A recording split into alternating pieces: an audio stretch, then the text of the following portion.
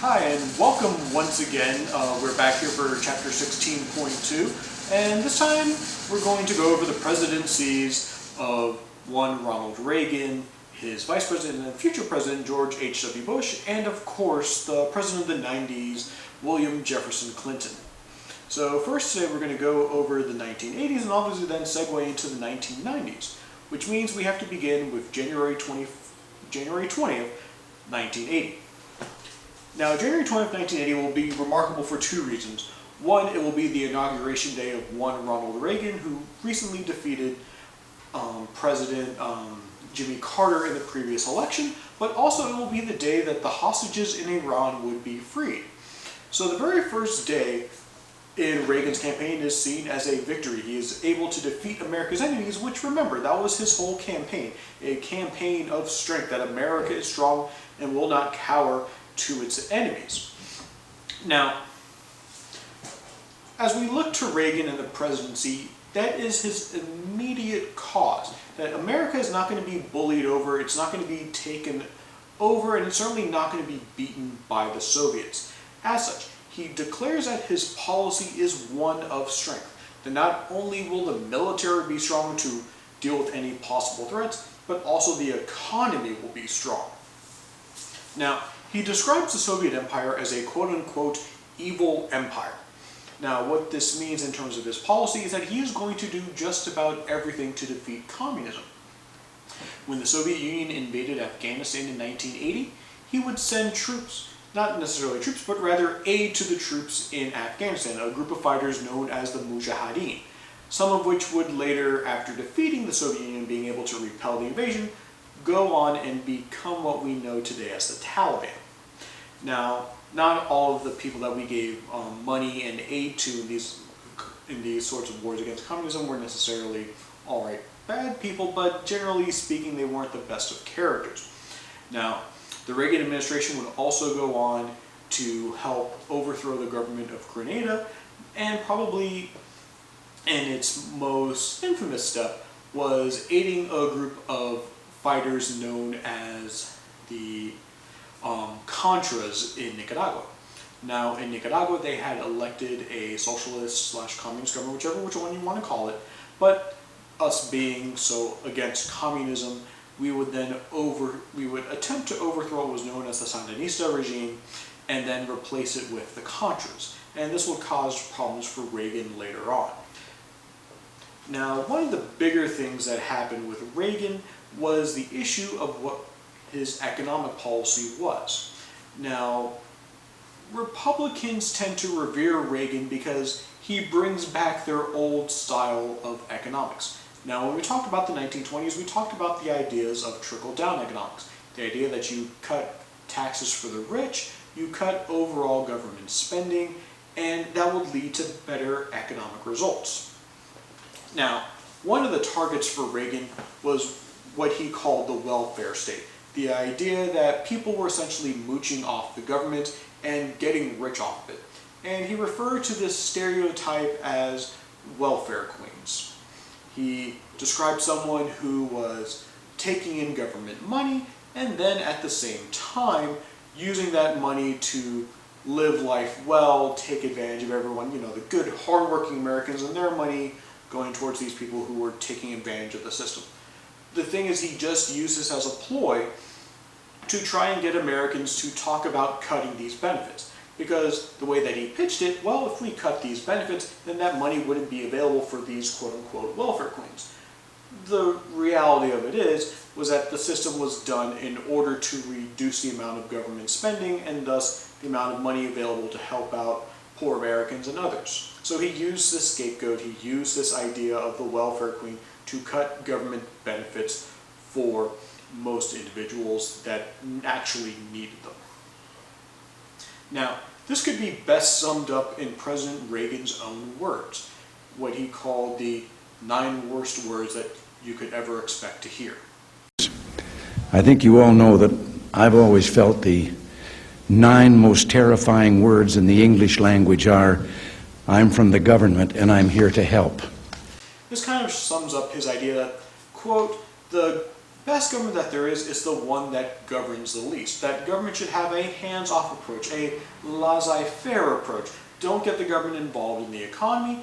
The rich people know what they're doing. They are going to make the best decisions, and as such, they will then carry it along and everything will go well.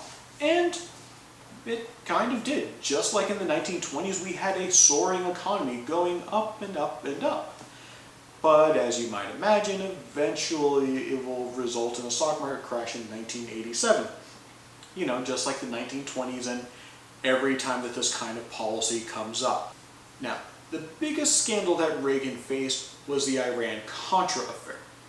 Now, we talked about the Contras before, how they were a group of rebels trying to overthrow the government in Nicaragua. Now, the thing is, the Congress was getting kind of tired of sending all of this money over to Nicaragua and to other groups and such, and put in a bill mandating that no money could be sent to these quote-unquote rebel groups. Now, the thing is, Reagan still wanted to deeply get rid of communism wherever it was, so he came up, well, he didn't come up with an idea, but people in his administration came up with an idea. Now, the fall guy is a man by the name of Oliver North, who was a lieutenant colonel in the military.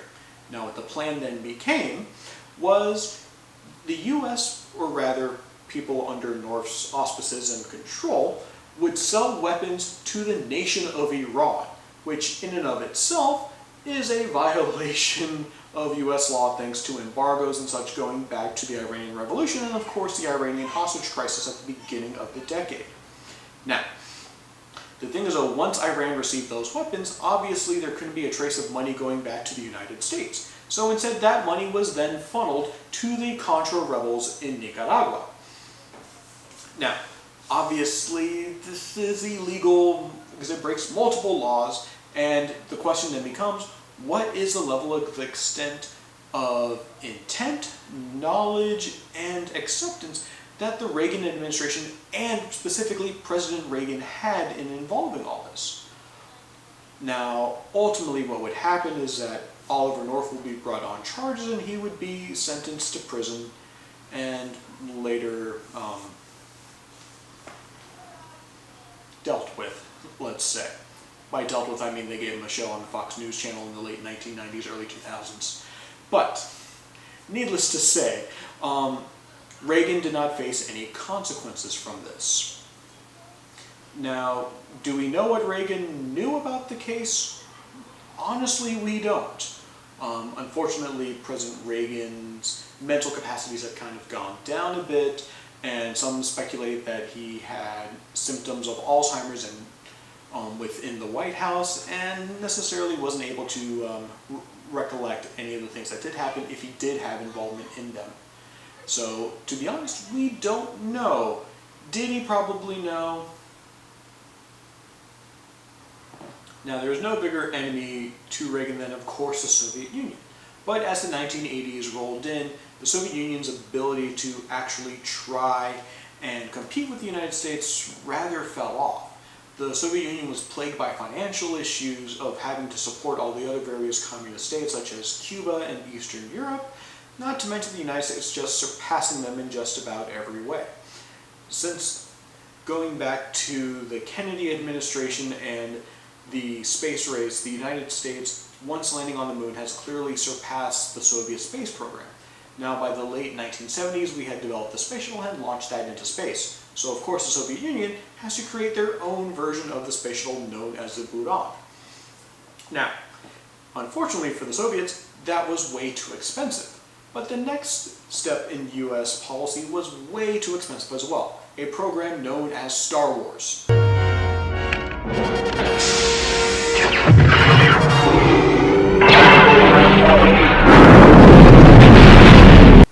No, not that one. But, okay, yes, there were lasers, but the thing is, Reagan kind of lied about what we were saying. Now, the U.S. comes out and announces a program known as Star Wars, which was a missile defense program aimed at being able to detect and shoot down any nuclear missile that the Soviet Union launched at us. The thing is, though, this was a complete lie. We had no such program. We obviously have tried to develop it. We're still trying to develop it. But in the minds of the Soviet Union, we had created a weapon that obviously they couldn't stop. So they will spend billions of dollars trying to counteract a system that doesn't exist, and in turn ruin themselves financially even more so than their policies already have.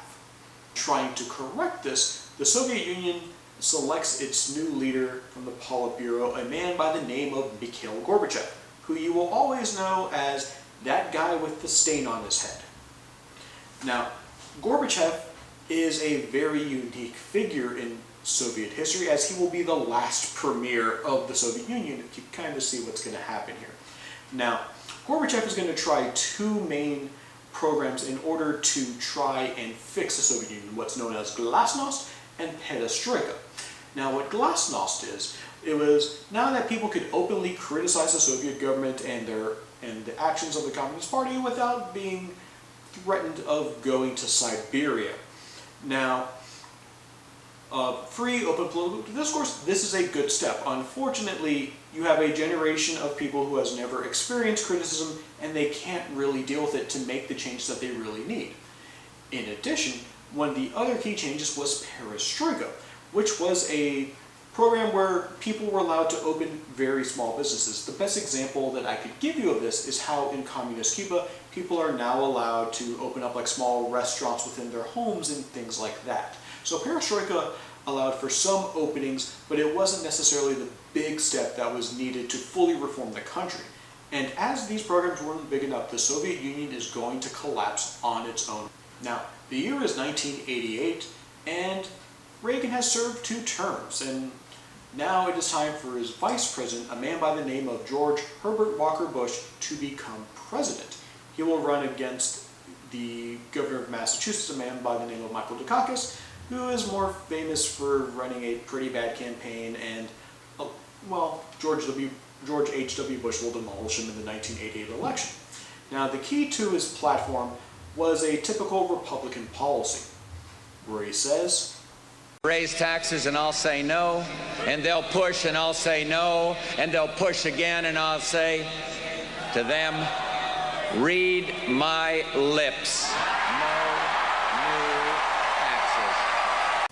Now, that's a pretty big promise to make, and one that's going to come back to bite him, but we'll get back to that part.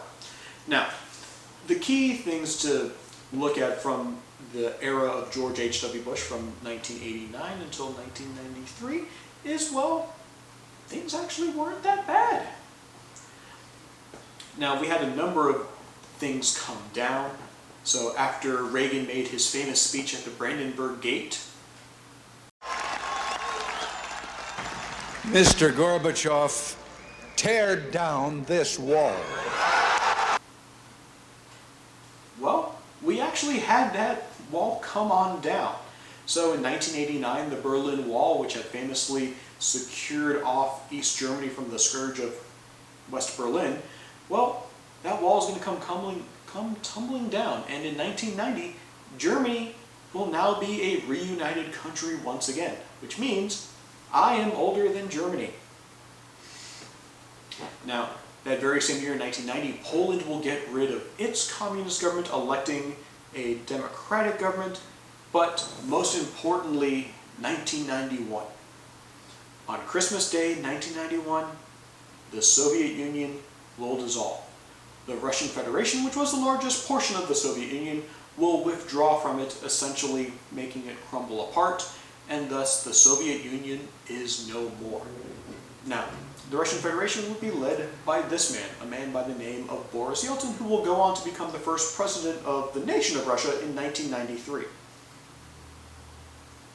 Now, as for the rest of the Soviet Union, they would break off into their own independent countries, such as Ukraine, Uzbekistan, and other countries with Stan at the end. Now, this is going to be very dramatic, as this is the end of the Cold War. This is it. It's over. And it kind of went by like nothing, which is really weird to sound, which is a really weird sound, really. It's like, for all the fervor that we talk about the Cold War, 2 countries who were at the brink of utter destruction and devastation in the whole world altogether, and now it's just over. That's it. And that's the weirdest part about the Cold War. It has the highest of stakes, but ends in the most low-key thing ever. On Christmas. The thing is, the end of the Cold War isn't going to be the most defining war of George H.W. Bush's presidency. It's actually the Iraq War, Part 1. Known as Operation Desert Storm, the Persian Gulf War, as it will be more widely known to the rest of the world, begins after Saddam Hussein leads the nation of Iraq to invade a very small country, but very oil-rich country in Kuwait. Now, very famously, Saddam Hussein would use chemical weapons. Now, where did he get those weapons? Well, he then used them on the Kuwaiti people, and that led to an outrage from the global community led by the United States. Now, ultimately, what that then leads to is the invasion of Iraq. The US wins, the world wins, and Saddam Hussein is forced to stay in power. We later fixed that 12 years later, but hey, you know, we let Saddam Hussein stay in power, and well, we kind of see what happened as a result of that. That'll be in 16.3. Now, the other thing that's famous for the Gulf War is that this is the first major conflict that we have seen since the Vietnam War. And as we learned our lesson from the first time, we should probably treat the troops a bit better this time around. We don't need to treat them like garbage.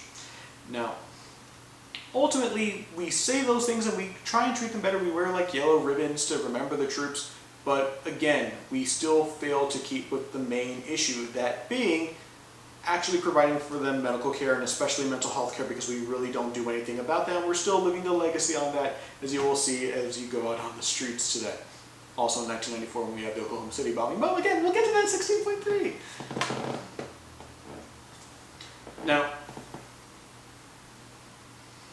Now, other things that occurred during George H.W. Bush's policy. Well, we saw the end of apartheid in South Africa, made famous. Now, apartheid, what it was essentially segregation on steroids. I know that's a terrible metaphor, but it was worse than segregation ever was in the United States. If you've ever seen the movie District 9, it's an allegory for the way that South Africans, rather the white population, treated the African population of the country. Now, ultimately, we celebrate it because Nelson Mandela was released from prison, and eventually in 1993 serves as the first South African president. Now, the reason why apartheid fell was because finally corporations and others began to issue a boycott and saying they would no longer do business with South Africa unless they got rid of this cruel system. Now, remember, this has ended in 1990. This is a time where we have the systematic, brutal oppression system still exists, and yours truly is 5 years old. It's rather messed up that these things are still going on and that they still had to be talked about at this point, but here they were. Now, ultimately, Bush's foreign policy is quite successful. He essentially is president during the collapse of the Cold War. He oversees the end of apartheid in South Africa. He sees the reunification of Germany, and even getting rid of a drug lord who was ruling a country in Panama, a man by the name of Manuel Noriega. Now, all of this happens during his presidency, which seems like, well, why is this guy only a one-term president? Like, I mean, that's a lot of success there, right? I mean, end of the Cold War, defeating the Soviet Union, reunifying Germany, defeating Saddam Hussein in Iraq, ending apartheid, getting rid and having the war on drugs actually kind of work, sort of. He's not a bad president. But there's always a but. So, remember that promise that he made at, the convention in 1988? Read my lips. No new taxes. Yeah, that one. Well, in 1989, when there's an economic crisis, he did the responsible thing and raised taxes. The thing is, if you kind of go against your campaign promise, well, that's not too good for your next campaign in 1992. Now, also there was the bit where he did kind of vomit on the Japanese Prime Minister during a dinner after he got sick, but really it was the fact that he violated his ultimate campaign promise of no new taxes and passed new taxes. Now, as for who could come up and defeat George H.W. Bush, given everything I talked about during his presidency, this guy.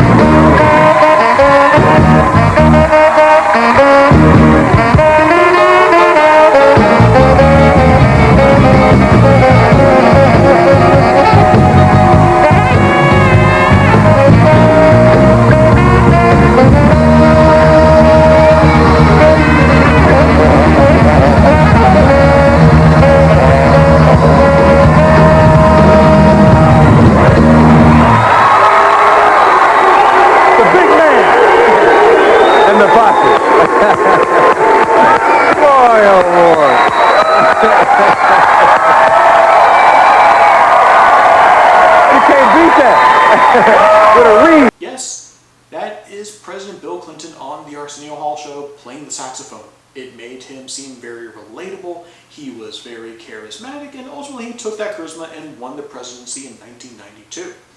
Now, obviously we know about that thing that happened with President Clinton, but we're going to get to the other main things that happened first. Now, the biggest accomplishment of the Clinton presidency and the most impactful thing is that of NAFTA, the North American Free Trade Agreement. Now, what it was a trade deal between the United States, Canada, and Mexico. And you probably heard of NAFTA thanks to our current leader saying why it's such a bad deal. Now, the reason why President number 45 talks about NAFTA in the way that he does is largely due to the effects that it had on the American manufacturing industry. Now, what NAFTA was that it agrees that the United States, Canada, and Mexico can ship goods to one another without having to pay tariffs. So this is part of the movement towards free trade, which many global economists agree that is good. However, in promoting free trade, there is going to be a trade-off.